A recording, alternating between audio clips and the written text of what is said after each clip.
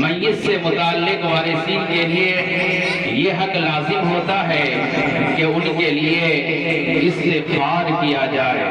ان کے لیے مغفرت کی جائے، ان کے گناہوں کے معافی کے لیے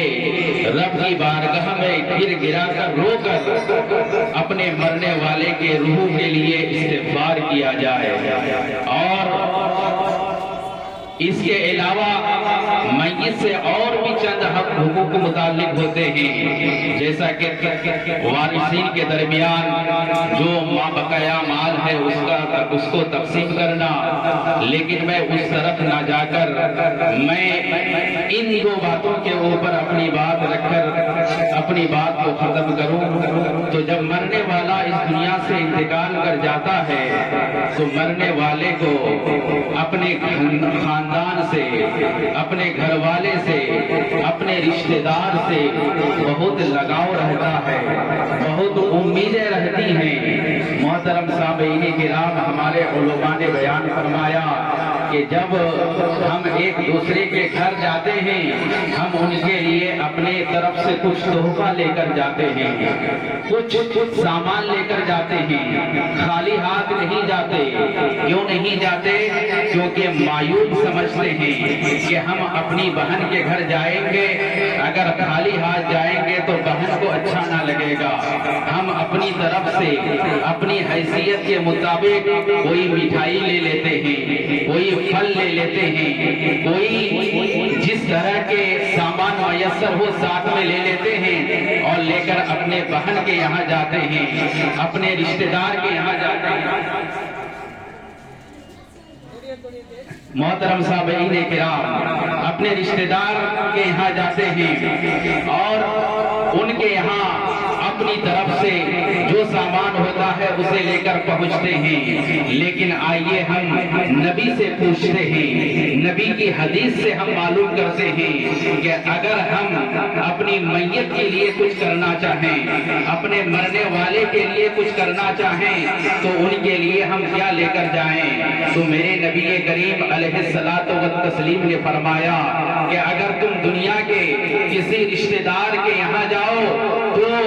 اپنے ساتھ کوئی مٹھائی لے کر جاؤ، اپنے ساتھ کوئی سامان لے کر جاؤ، خالی ہاتھ جانا اچھا نہیں۔ اور میرے نبی فرماتے ہیں اگر تم اپنے مرنے والے کے لیے کچھ کرنا چاہو تو پھر تمہیں روپے خرچ نہیں کرنا ہے، سامان ساتھ میں نہیں لینا ہے، مٹھائی کا گٹر اپنے جھولا میں لے کر نہیں جانا ہے، تو پھر ہمیں کیا کرنا ہے؟ نبی فرماتے ہیں میت کے لیے ایک زندوں کی طرف سے تحفہ یہ ہے الاستغفار لہو، کہ ان کے لیے دعائیں استغفار کریں، ان کے لیے مغفرت کی دعائیں کریں، رب سے التجائیں کریں، اے پروردگار عالم میت کو ان کے تمام گناہوں کو بخش دے، ان کی تمام خطاؤں کو بخش دے۔ تو ایک زندہ کی طرف سے ایک مرنے والے کے لیے تحفہ یہ ہے کہ ان کے لیے استغفار کیا جائے، ان کے لیے مغفرت کی دعائیں کی جائے، ان کے لیے بخشش کی دعائیں کی جائے۔ یہ زندوں کی طرف سے میت کے لیے تحفہ یعنی نذرانہ ہوا کرتا ہے۔ آئیے میں نبی کی حدیث آپ حضرات کو سناتا چلوں۔ میں نے شروع میں کہا کہ جب مرنے والا انتقال کرتا ہے تو پھر اللہ تبارک و تعالیٰ کی طرف سے اس میت کے دل میں یہ بات ڈالی جاتی ہے، بلکہ اس میت کے دل میں یہ آرزو ہوتی ہے کہ میرا بیٹا میرے لیے کچھ کر رہا ہوگا، میری اولاد میرے لیے کچھ کر رہا ہوگا، میرے نامۂ اعمال میں نیکیاں چڑھا رہا ہوگا۔ آئیے نبی کی حدیث اس بات میں سنتے ہیں۔ میرے نبی کریم علیہ السلام فرماتے ہیں مل میت فی القبر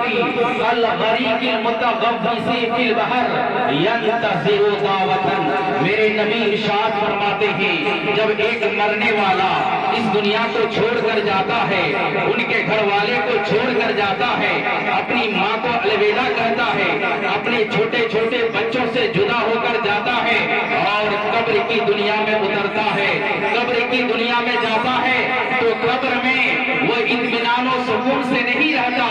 بلکہ وہ قبر میں وہ بے چین رہتا ہے، بے قرار رہتا ہے۔ اور کیسا بے چین رہتا ہے، کیسا بے قرار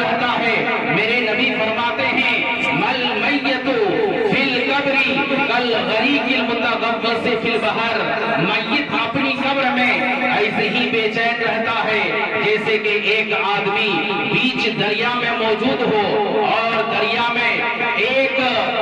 में मौजूद हो, उसको अपनी जान बचाने के लिए कोई चीज ना मिले, ना तो पास में कश्ती है कि उसमें सवार होकर के अपनी जान बचा ले, ना कोई मल्लाह है कि उसके हाथ को पकड़ करके किनारे में पहुंच जाए। वो बीच दरिया में तन्हा है, अपनी जान बचाने की कोई सूरत नजर नहीं आती। अब वो अपनी मौत का इंतजार कर रहा होता है। इतने में वो आदमी क्या देखता है कि एक कोई लकड़ी तैरते तैरते उसके पास आ जाती है। वो उस लकड़ी को देखकर अपनी जिंदगी को गनीमत समझता है और रब का शुक्र करते हुए अपनी आंखों से आंसू बहाकर मचल जाता है, तड़प जाता है। मेरे नबी फरमाते हैं, जिस तरह एक डूबने वाले इंसान को बीच दरिया में आखिरी वक्त में जिंदगी का एक सहारा मिल जाए, वो मारे खुशी के आंखों से आंसू बहाकर रब का शुक्र अदा करता है,